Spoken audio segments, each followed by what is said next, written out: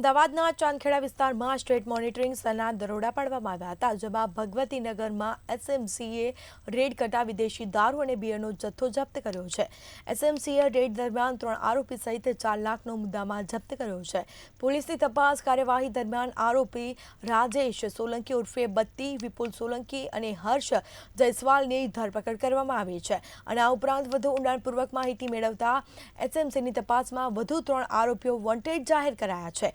ઉલ્લેખનીય છે કે આગામી સમયમાં 31મી ડિસેમ્બર આવી રહી છે અને ત્યારે દારૂ સહિત અલગ અલગ પ્રકારના નશીલા પદાર્થો બધી દૂર કરવા એસએમસી સક્રિય થઈ છે.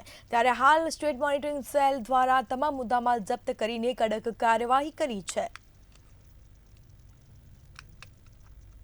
એક તરફ 31 ડિસેમ્બર નજીક આવી રહી છે, ત્યારે બીજી તરફ સ્ટેટ મોનિટરિંગ સેલ દ્વારા તમામ બાજુ બાજ નજર રાખવામાં આવી રહી છે. ત્યારે અમદાવાદના ચાંદખેડા વિસ્તારની અંદર આવેલા ભગવતીનગરમાં એસએમસી દ્વારા રેડ કરવામાં આવી હતી અને રેડ દરમિયાન દારૂ અને બિયરનો મોટો જથ્થો જપ્ત કરવામાં આવ્યો છે.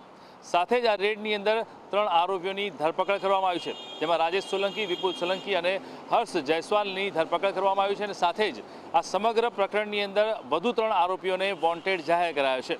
એક તરફ 31 ડિસેમ્બર નજીક છે, ત્યારે દારૂની રીલમછેલને રોકવા માટે અને પાર્ટીઓને અટકાવવા માટે થઈ અને તે હાલમાં પોલીસ તંત્ર અને સ્ટેટ મોનિટરિંગ સેલ ક્યાંક ને ક્યાંક કાર્યરત થયું છે. અને એટલે જ ચાંદખેડામાં અત્યારે હાલમાં 3 આરોપીઓની ધરપકડ કરી વધુ પૂછપરછ હાથ ધરવામાં આવી છે.